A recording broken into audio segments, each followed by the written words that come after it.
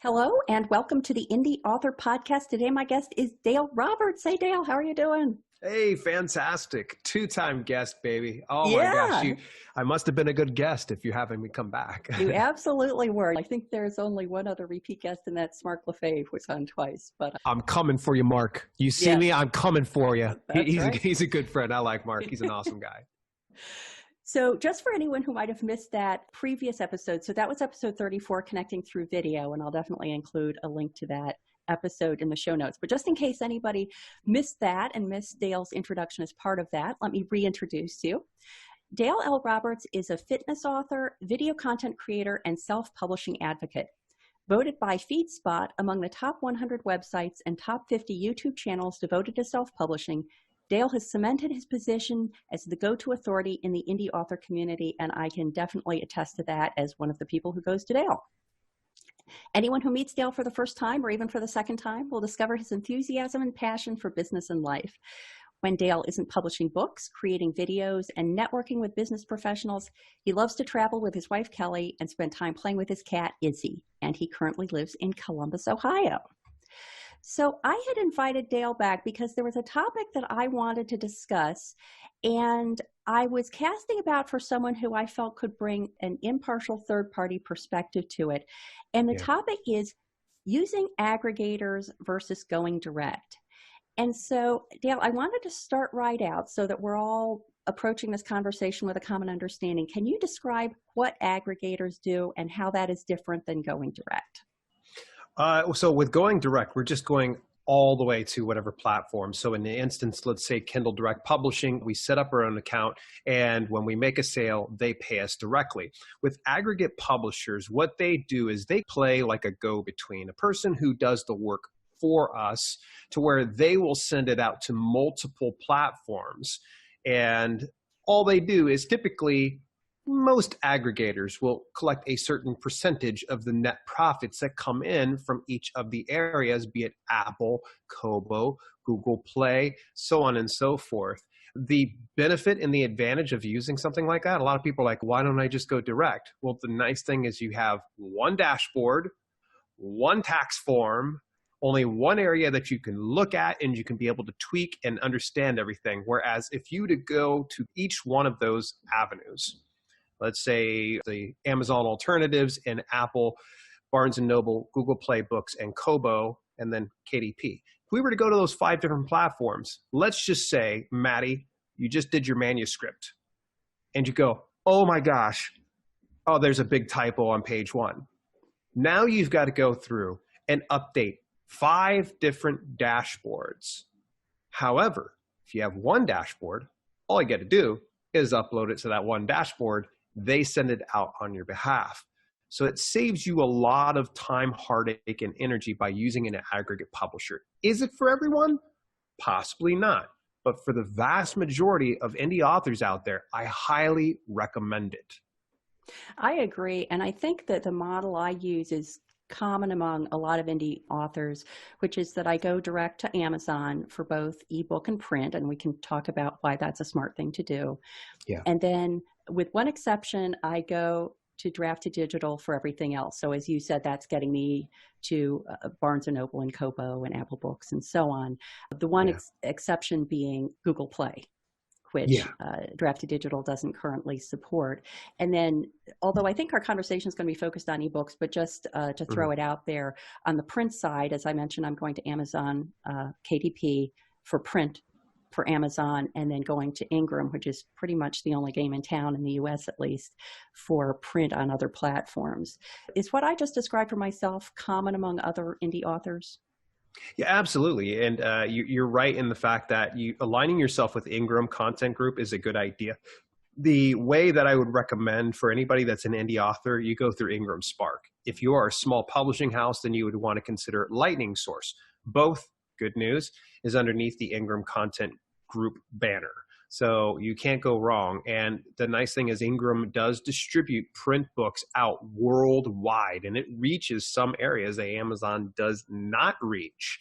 And there's a good reason why Amazon Kindle Direct Publishing uses Ingram Content Group by way of Lightning Source to distribute through their expanded distribution program. So if you've ever been on KDP and you see the expanded distribution offer, you're taking a little bit of a pay cut on that, distributing through that way. Well, it's because Ingram is the one who's doing that. More importantly, Lightning Source is fulfilling those print runs. Pretty interesting, right? But yeah, you've nailed it. And I think that for 99% of the people who are going to be listening to this podcast, Ingram Spark, the more Indy focused one, is the one they'd want to be going to because, as I understand it, it's more user friendly for the person who isn't in it all the time, the way a publisher would be for Lightning Source. Exactly. I honestly, I've run into some people who've gone through Lightning Source and I've always left scratching my head going, why didn't you go to Ingram Spark? It's way easier. It's meant for indie authors. If you're doing Lightning Source, that should be an avenue that's reserved for just small publishing houses. And when I say small publishing houses, if you're not publishing anywhere from about a dozen or more publications within the course of the month, Lightning Source is not going to be your solution.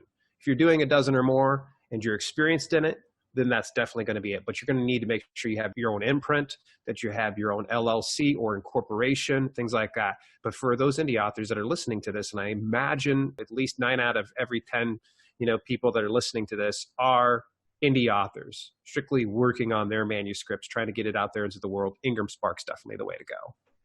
The other thing that Ingram offers that Amazon generally doesn't is that bookstores won't buy from Amazon. So If you ever want to see your book on a bookstore shelf, can you imagine? No bookstore I've ever spoken to will order from Amazon. They'll order from Ingram. And libraries also generally won't order from Amazon. And so if you want to get into those two venues, then for print, something like Ingram Spark is key. Mm-hmm. And even for ebooks, an aggregator like Draft2Digital is great. Can you talk a little bit about the entree that Draft2Digital gives authors into libraries? They actually have a few resources, but one of the biggest ones that they have, and this is pretty awesome, is Overdrive. Overdrive feeds out to 5 figures in libraries and institutions such as that. And a lot of people might be thinking to themselves, why do I want to go into libraries? Because it's a different audience. It's a different subset of readers. Some people that either A, cannot afford to purchase books, or B, don't want to afford that expense, or C, they're just lifelong library goers. Full disclosure, I'm a mixture of both. I like to go to the library, but in some instances, I like to own the book. So you're probably saying to yourself, why do I want to go to Overdrive? Because Overdrive is what we were saying about Ingram Spark for print books.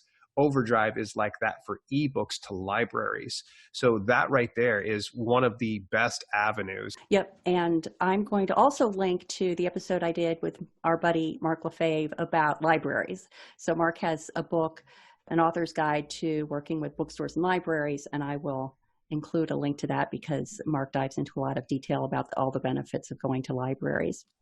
Yeah. So you had talked about most of these aggregators making their money through taking a cut of the proceeds. But talk about Publish Drive, because Publish Drive is a different model. Yeah, they're a little bit of a different bird. And I'm not saying that in a derogatory way because I do know Kinga, who is actually the CEO and founder of Publish Drive. So I wouldn't want to say anything disparaging about her on the podcast.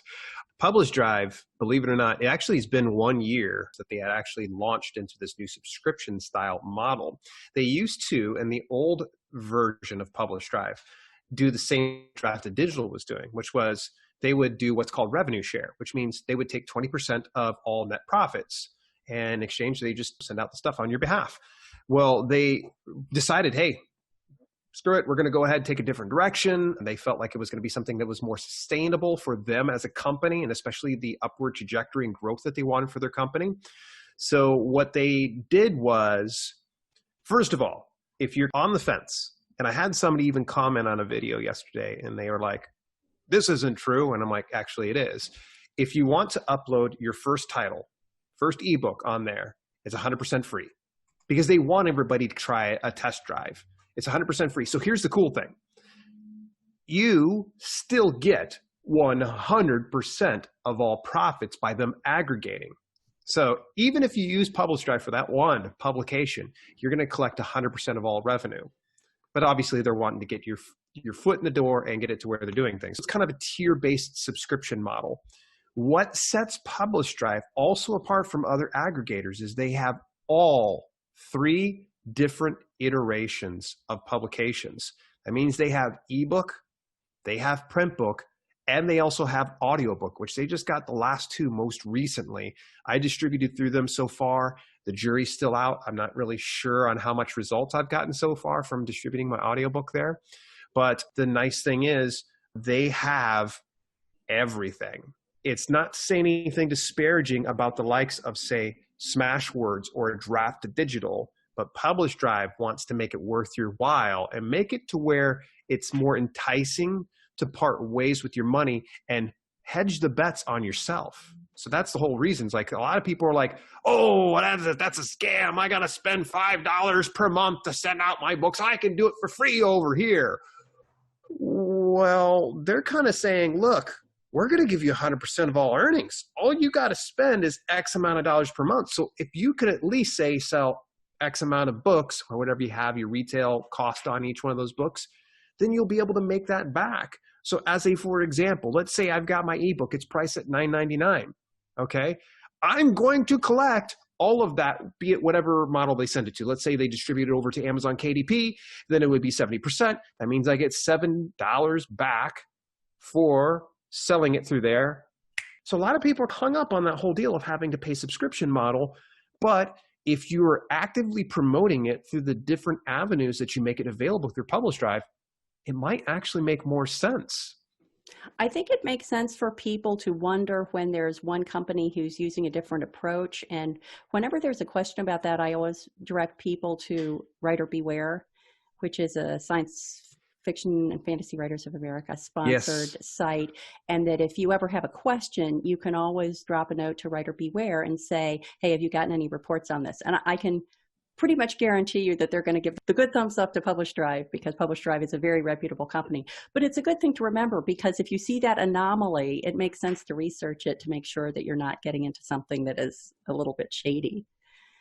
Yeah, Publish Drive has got a great reputation. They did upset a few people by doing that sudden pivot to doing subscription model. But here's the good thing. If you're listening to this and you got an account back, let's say 3 years ago with Publish Drive, they grandfathered in all of the old accounts. So if you had an account from back then, you already published through there, they're still going to honor the revenue share. I purposely went and switched to subscription-based because they weren't going to allow me to have print or audiobook distribution without going over to the new one. So I was willing to go ahead and part ways and take a gamble on myself. Get it to where I'm like, okay, let's take a gamble. Let's see if this is going to pay off. Again, jury's still out for me, but I'll definitely let everybody know in due time over on my YouTube channel.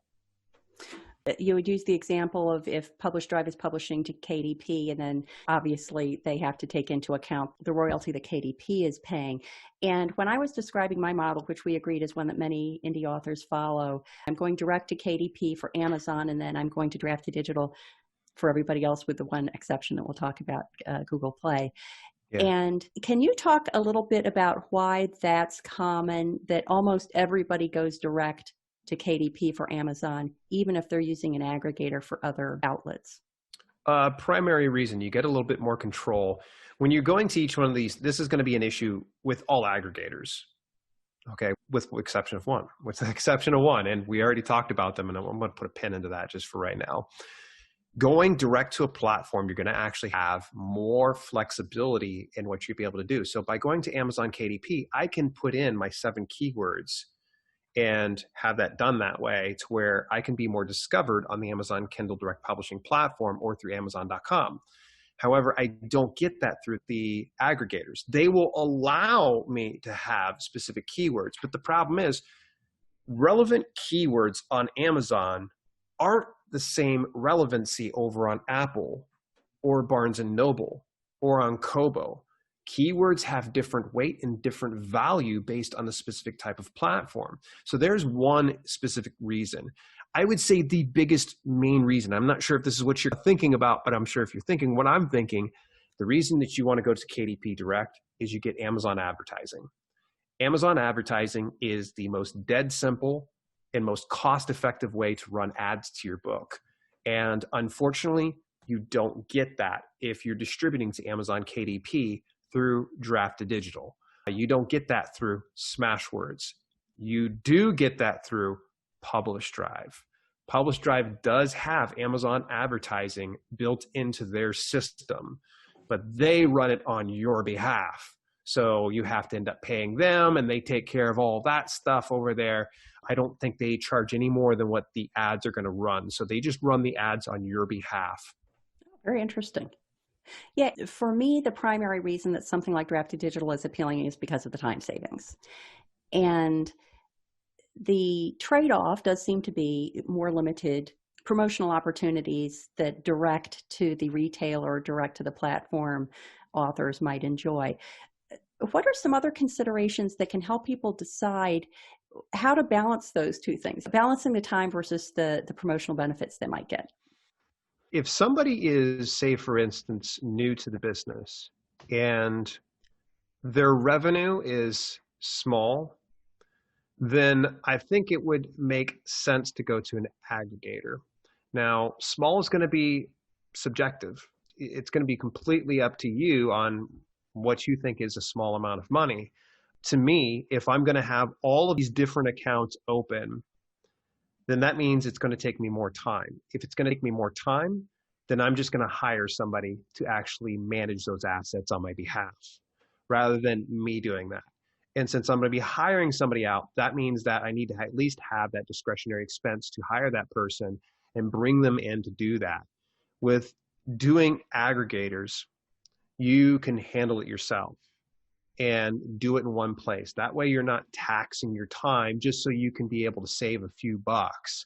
Because let's face it, if you're new to publishing, then chances aren't very likely you're going to be getting dozens of sales of your ebooks over on Apple, Kobo, Barnes & Noble, Overdrive, all these other ones. It's going to probably be pretty small at first. In fact, the vast majority of people, it is small. So rather than nickel and diming your time so you make an extra 20 cents per sale of your ebook, then that's why you want to go with aggregators. Because I want you to think about the time it's going to take for you to update a manuscript. And it will happen, by the way, folks. You're in the world of self-publishing. You will update your manuscript at some point. You're going to find something messed up, or you're going to want to add a chapter, or maybe you're going to do a call to action to subscribe to your email list. You're going to need to update that. And you're going to probably want to do that across the board on each one of those platforms. I'm going to tell you, even if you work fast, it'll take you at least 15 minutes. At least 15 minutes. That's working my pace. That means you have everything ready to go. You've got your keywords all dialed in. You've got your ad copy done. You've got your manuscript ready to go, and it's formatted. By the way, that takes extra time too. And then let's just say you're on 5 of those platforms. You got 15 minutes times 5. We're doing hour and 15 minutes now. Okay, is that worth getting an extra 30 cents or maybe $2 per month? To me, I don't think it is. Yeah, and I think that the vast majority of people would be taking way longer than that to do that same task. Yes, I'm a rare bird. I've been in this business for 6 years and I've published scores of publications. I'm experienced. I can work really fast. I know exactly how to get everything going. For a lot of people, they're not able to work 15 minutes. I've even heard some people it takes upwards of about an hour for them to go ahead and upload to a specific platform because they aren't familiar with it and they have to take their time and make sure everything looks good, cross their T's, dot their I's, that type of thing. And it takes a lot longer. So just think about, what is your time worth? Is your time really worth an extra $2 per month? And you spent, let's say, 4 hours grinding it out, uploading and updating to each one of those platforms. I've seen some people that completely just poo-poo all over the aggregate model. Keep all of your earnings. Go ahead and upload it. Well, that's all well and good for you, but guess what I like to do? I like to actually live my life, and if that means I got to sacrifice some earnings, it's okay. There does get to a point, though, when you go to each of the aggregate distributors, track your sales, see where they're coming from. And if you find that you're starting to trickle in a substantial amount of money, let's say you're pulling in $1,000 from Amazon, or you're pulling in $1,000 from Apple. Maybe I deselect Apple and I can go directly to there. Okay, I'm game. But if you're not making at least 4 figures or more through each one of these avenues, then do the aggregator. it just saves you the time and the heartache. Yeah. Another thing that is just supporting what you're saying about using your time effectively is that the platforms that I use, with one exception, are very user-friendly. So KDP, very user-friendly, very easy to navigate around in. Draft2Digital, super easy to use. The exception being Google Play, though, because for a while, Draft2Digital did distribute to Google Play, and then they stopped, as I understand, because Google Play's requirements of them as an aggregator were becoming onerous.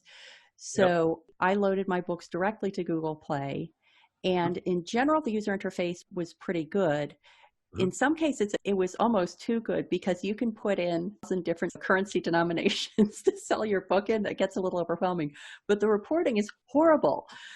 So if someone's trying to make the decision about whether it's even worth it to go to Google Play or to any other platform, do you have any advice on that front? It's all going to come down to what's your time worth, honestly. Google Play is great. Google Play Books is awesome. I'll go ahead and address it because I have no dog in the fight on this one. And Google Play, I don't think is going to beat me up for saying this. But Google Play actually, Draft2Digital, I think actually distributed twice to them already. First time around was probably before I had done it, and something had went south. Google Play Books was kind of messing around, and so that was gone. And then more recently, they came in for a cup of coffee. The problem is and what you referred to, an onerous relationship, the issue was Google Play Books was requiring authors to directly come to their platform, and they would allow aggregates to work as managers, but you had to jump through all these different hoops. And at the end of the day, I think Draft2Digital was like, nah, bro, I'm out. They're like, peace signs, deuces, I'm out, we're good. At the end of the day, when you start to look at some of these platforms, figure out it doesn't make sense. For Google Play, I think they have a distribution out to over 70 different avenues. Amazon goes out to far less than what Google Play Books does. Google Play Books reaches out to lots of areas that you wouldn't see Amazon reaching out to, which is pretty exceptional. And the other thing is Google's one of the world's largest search engines. And when you upload your book to Google Play Books, you're going to have an option to share 10% of your book or more as a sample. Here's the cool thing, and I'm not sure if you knew this, Maddie, that with that 10%, they actually use it for indexing your book, which means it makes your book more discoverable through the Google search engine. So let's just say, for instance, you put out, I don't know, underwater doily knitting for dolphins, and someone types that up, your book will probably come up because you're one of the very few people that talks about underwater doily knitting for dolphins. And it will get some of those keywords and serve people that specific book. So that's one of the big advantages of going Google Play Books. But when you're looking at a platform, I want you to think to yourself, what is your end goal? What is your end goal? And this is typically, it breaks down to two areas. Do you want to make more money, or do you want to reach more readers? Make more money, reach more readers. If you want to reach more readers, okay, you're going to probably take a little bit of a sacrifice in your pay by using an aggregator. But at least you're able to get out there and you're optimizing your movement more. It's for lack of better words, it's almost like a growth hack, if you will. It's a way that you're able to hack your scaling your business without having to go out and nickel dime your time. So look at the specific model, and does it make sense? So for Google Play Books, if you're like, hey, I want to reach out to as many readers as humanly possible, then that might make sense for you. And look at the pay. Does it make sense? Are you going to be paid your worth? Is this going to represent you as an author as you wish to be represented and distributed to the readers that you wish to reach? And I think that if I'm understanding you correctly, there's a nuance about readers versus money, which is, do you want to make more money per book? Because the very fact that you're potentially reaching more people through an aggregator means that you might make that up because you're getting in front of more people, you're reaching more readers. So it makes up for the fact that Draft2Digital is keeping whatever percentage they're keeping, or Publish Drive is charging you a monthly fee to do that. And the Yeah, other thing I think is exactly. interesting is that whenever I'm talking about draft to digital with anyone, I always mention as an example, if you want to get on Barnes and Noble and Apple Books, and I list a couple of big ones, but there are a ton of platforms. I'm just looking at my draft to digital dashboard for my first book, The Sense of Death, and it's going to Barnes and Noble, Kobo, Apple Books, Scribd, Tolino, which I believe is an Italian platform, 24 Symbols. I've never even been on some of these platforms. Overdrive, as we mentioned. Also in the library space, it sends it to Biblioteca and Hoopla. Baker and Taylor is another platform it goes to. Viblio, which I think is a French platform. I am never going to go to all those direct. And Hmm. when I get my monthly statement from Draft to Digital, sometimes some of those are zero and sometimes it's a tiny little amount of money, but it's a tiny Yeah, amount of money I fraction. wouldn't have gotten at all if I wasn't on an aggregator platform. Yeah. You mentioned two of them, by the way, that we went right past. We did talk about Overdrive for library distribution. Biblioteca and Hoopla are another great one. In fact, actually, I have the Hoopla app on my phone. That's how I check out some of my books that I do. Audiobooks and ebooks you can get through. And Hoopla actually has other things like movies and things like that you can actually check out from your local library. Hoopla was a very big acquisition for Draft to Digital. When they got that, I was like, yeah, I was pumped because I was like, oh my gosh. Something to note that some of these platforms are not available to go directly to. It's because of some of these relationships that some of the aggregate publishers have done. They've done all the work for you. They've acted like your agent ahead of time, and they were able to acquire these different areas that you wouldn't otherwise be able to do. So for instance, you're mentioning an Italian publisher or retailer. If you don't know how to speak Italian, chances are very likely you're probably not going to be able to set up a stinking account. It's going to be next to impossible. So that's another big benefit of using an aggregate publisher is they're getting into areas you wouldn't otherwise be able to get to. And I think in some cases, although I imagine this is the exception, that there are even promotional opportunities that the aggregator gets that the people who are going direct don't get. So I know, for example, that I have seen offerings of submitting your book for consideration for a sale on Apple, and you can only submit for that promotion through Draft to Digital, not if you're direct. And I'm sure there are obviously trade-offs there, but it's not like you're cutting yourself off from every promotional opportunity. It's just that it's a different pool and it's probably a smaller pool, but those promotional opportunities are still there.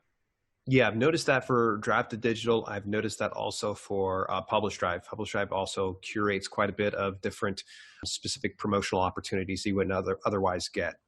One of the things that we had talked about earlier was how do you make that decision? Maybe you've been using an aggregator and you wanted to start going direct to a platform. Mhm. And this is fun that I struggled with for months over some of my books because I really got intrigued with Kobo.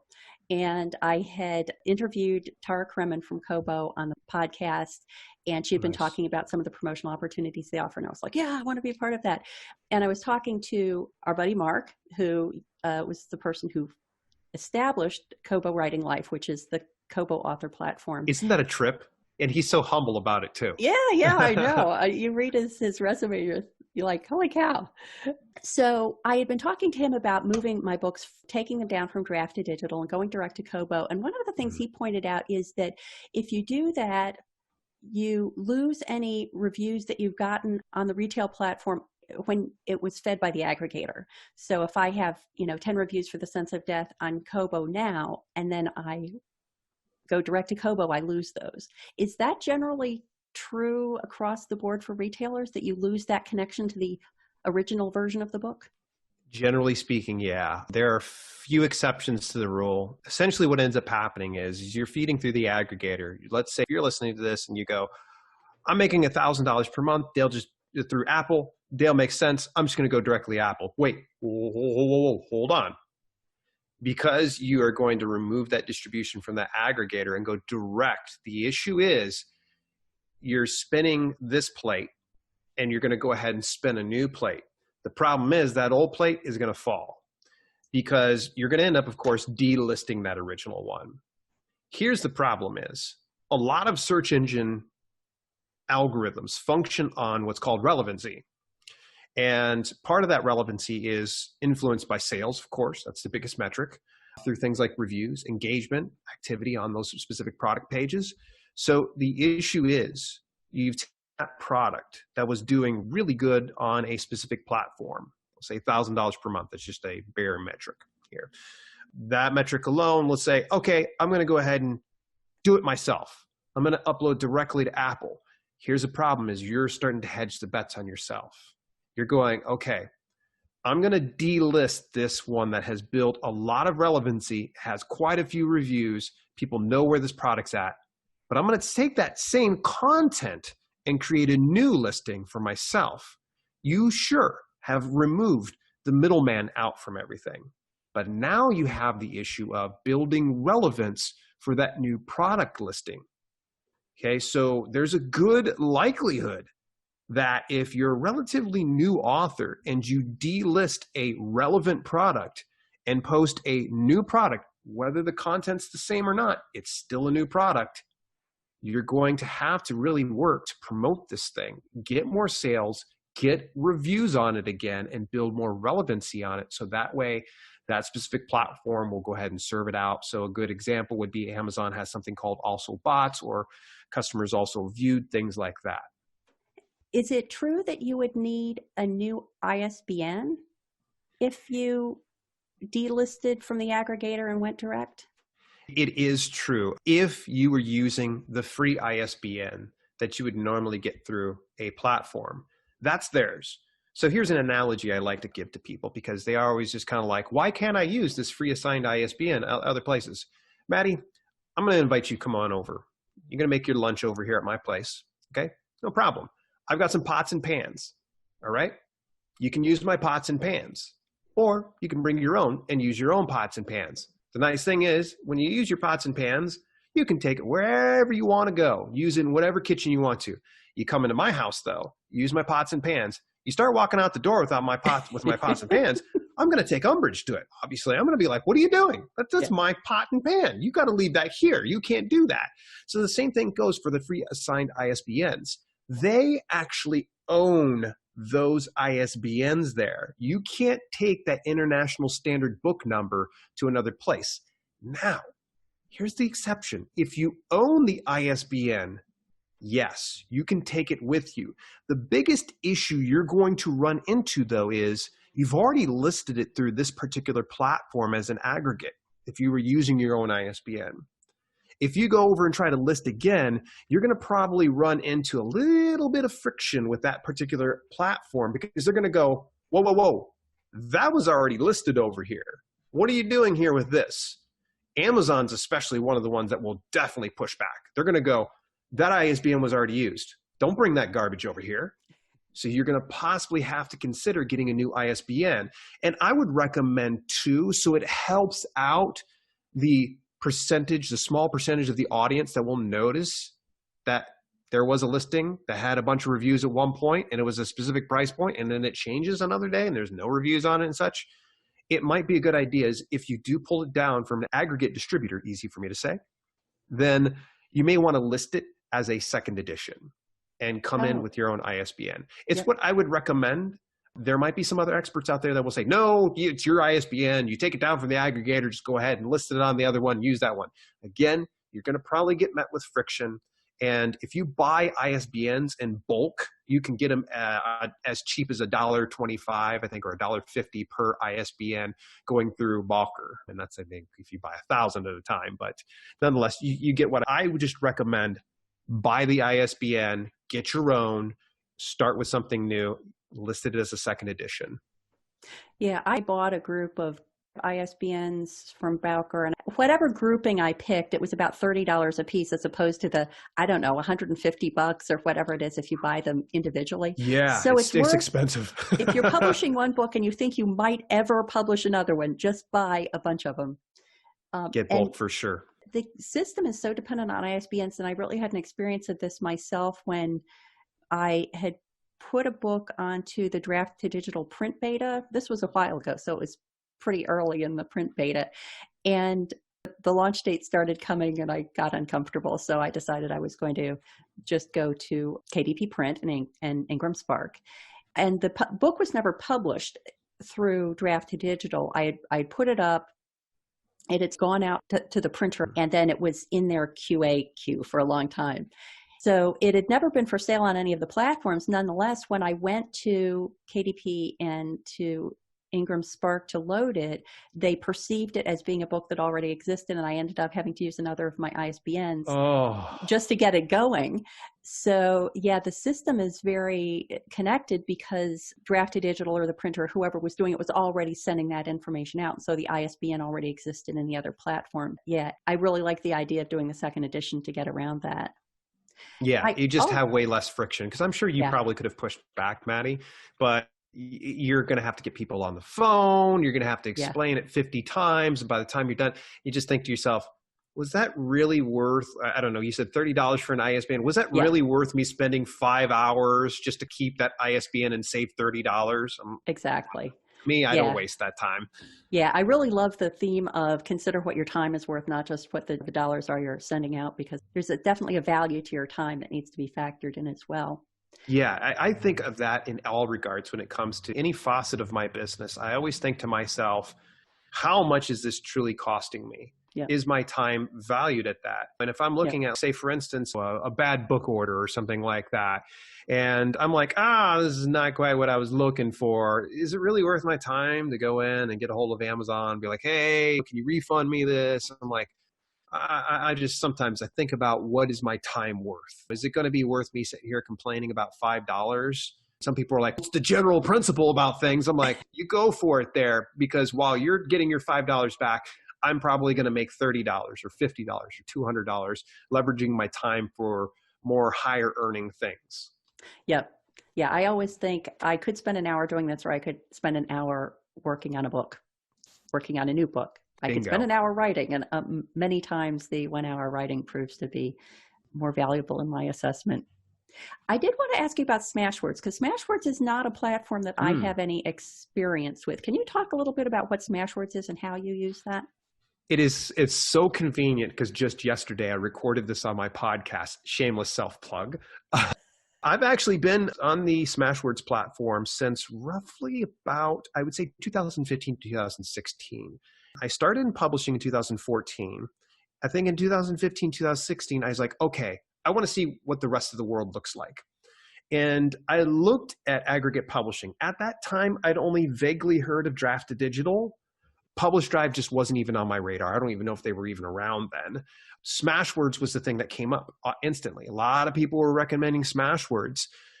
The thing that stuck out to me the most, and it didn't make sense to me at first, I'm like, it is 85% royalty. Now, I do know that. You don't even have to look this one up. I recall this because I just had my show notes yesterday. 85% royalty. Oh my gosh. My eyes go like this. I'm like, what am I doing over on Amazon KDP? I need to be over here on Smashwords, because they're giving me 85% regardless of what I'm charging my book. So you go over on KDP, you're having to go $2.99 to $9.99 to get 70%. And if you're outside of that, you get paid 35%. I'm like, boo hiss. What if I want to go to like $19.99? Smashwords is going to reward you for that. But the problem is, there's the fine print. Since they're an aggregate distributor, that means that if they're sending it off to, say, for instance, Amazon, or they're sending it off to Apple, they're going to be doing the percentage that platform honors, and then they pull the 15% from that. I just remember I was like initially looking at this, and I'm like, this is insanity. Why isn't everybody over here? I didn't understand aggregate publishing at the time. But to their credit, 85% is pretty frigging stellar. They're only taking 15% to do the distribution, and they reach, oh gosh, tens of thousands of different distributions avenues. Some of them very much in conflict with what Drafted Digital does. And I love you guys, by the way, D2D. Please don't disown me. Anytime I do that, like Kevin Tomlinson's, bruh, what are you doing? No, I just, it's Smashwords is fantastic. They have great distribution. I will tell everybody, they do reach Amazon, but there's an asterisk next to it. By the way, they only do ebooks. There's no print books like Drafted Digital has in beta, and they don't do audiobooks at all. They have a partnership with Findaway Voices, but technically you're just going to Findaway Voices in that specific instance. But in order to get Amazon, you actually have to prove yourself.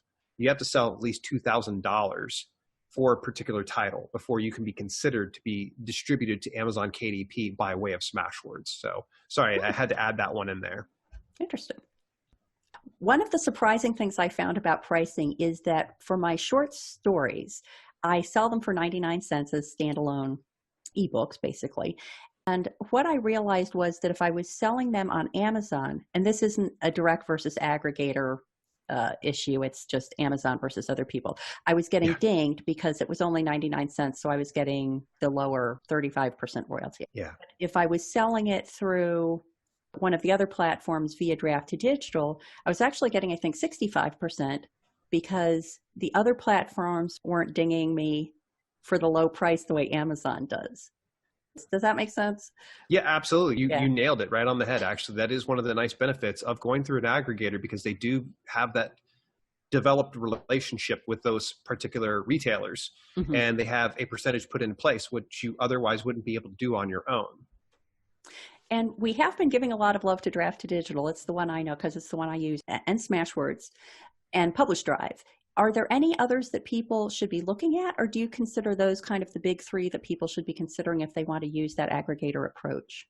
Selfishly, those are the ones I always bring up. There's another aggregator out there. It's called BookBaby. Works much in the same way that Publish Drive does, except you have a complete upfront payment. A lot of people will confuse it as being a vanity feature, but they're not. They're not. Essentially, you have to hedge all your bets on yourself. It's almost like a slight done-for-you style service, and then they feed it out, and you get 100% of all profits that come in from each one of those different avenues. BookBaby, by the way, is very well-known, very trusted. They actually even have the Alliance of Independent Authors stamp of approval as being a good partner, a good standing partner. I have yet to use BookBaby. And then we can't forget about other aggregate publishers that also step outside of the sphere of ebooks and into the land of audiobooks. So you look at Findaway Voices. They're an aggregate distributor. In fact, I am bullish on Findaway Voices right now, because they have distribution to 43 audiobook platforms. I slowed down just for emphasis on this one. Findaway Voices, do not sleep on them. They are amazing, and they also have distribution to something that's called Chirp. If you're not familiar with Chirp, it's the audiobook avenue of BookBub. And everybody and their mother knows about BookBub. If you don't know about BookBub, do me a favor. You're going to pause this podcast. You're going to go ahead and search up BookBub, and you're going to find out why they are so freaking amazing. And just having Chirp right now in its early stages is an amazing opportunity. In the way that you get it, Findaway Voices. Findaway Voices is an audiobook. Listen up. I'm still just studying these guys and gals. There's one little bit of a quirk and hang up I have with them. Their support is really slow, really slow. I communicated with them. They got back to me 3 months later. Yes. And I hated to be that guy, but I had to flex where I'm like, hey, I'm Dale from Self-Publishing with Dale. I've got about 36,000 subscribers. I talk to people. That meant you don't want to them. piss me off. I'm not going to sit here and just throw around this like celebrity card, but I'm like, hey, I would love to show what your platform is. And they're also a platform that has the stamp of approval from the Alliance of Independent Authors. So I was thrown off when they were so slow on things. But Listen Up is another avenue for audiobooks. There is a new dog to the game. It's called Audiobooks Unleashed. Audiobooks Unleashed used to just be a platform where you would find listeners to get your promo codes. And there would just be an exchange to where you would get listed on Audiobooks Unleashed. In exchange, they would go ahead and share it to the readers. They get the promo codes and you get reviews. And it's all legit, 100% legit. They just now released aggregate distribution, and they have tons of platforms. I don't know. This is not my stamp of approval on them. I've not used them yet. I don't know what the whole deal is on them, but Audiobooks Unleashed is in the game now. Another aggregator is called Authors Republic. Now, before you go jump into Authors Republic, sorry, I'm going to have to throw shade on them just a little bit.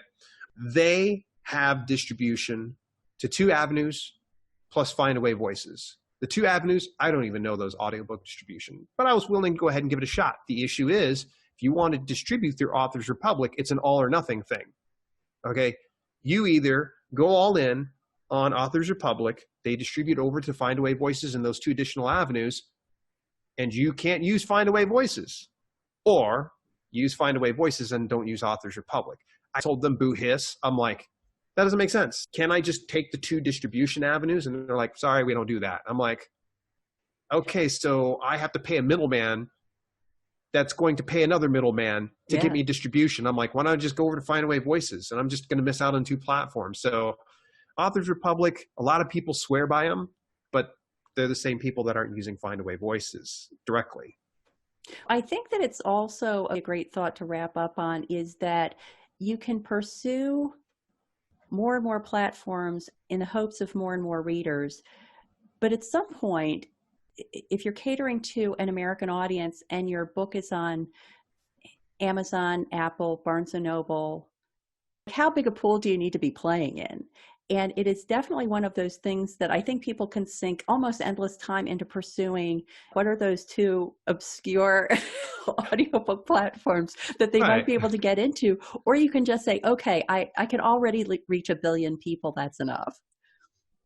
Yeah, you got to know when enough is enough.